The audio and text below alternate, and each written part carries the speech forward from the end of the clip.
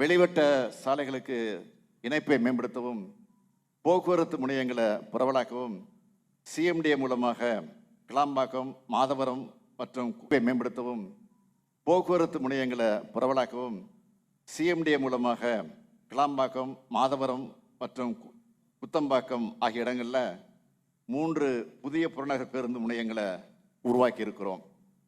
குத்தம்பாக்கம் பேருந்து முனையம் விரைவில் மக்களுடைய பயன்பாட்டிற்கு வர இருக்கு.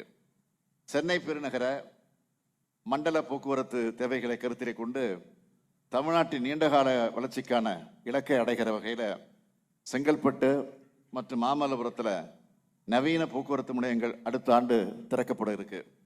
சென்னையோட நீண்ட கடற்கரை பகுதியும் ஏரிகளும் இயற்கை நமக்கு வழங்கியிருக்கக்கூடிய பெரும் கொடைகள். இதை மேம்படுத்த தமிழ்நாடு அரசால் சென்னை நீர்முனை வளர்ச்சி திட்ட நிறுவனம் ஏற்படுத்தப்பட்டிருக்கு.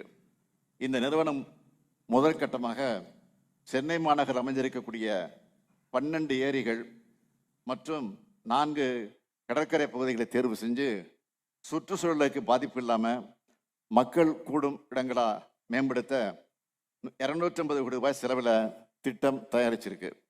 இந்த திட்டம் பொழுதுபோக்கு சார்ந்த உட்கட்டமைப்பு வசதிகள், மழைநீரை சேகரித்து வெள்ளத்தை தடுக்கிற அமைப்போடு உருவாக்கப்படும்.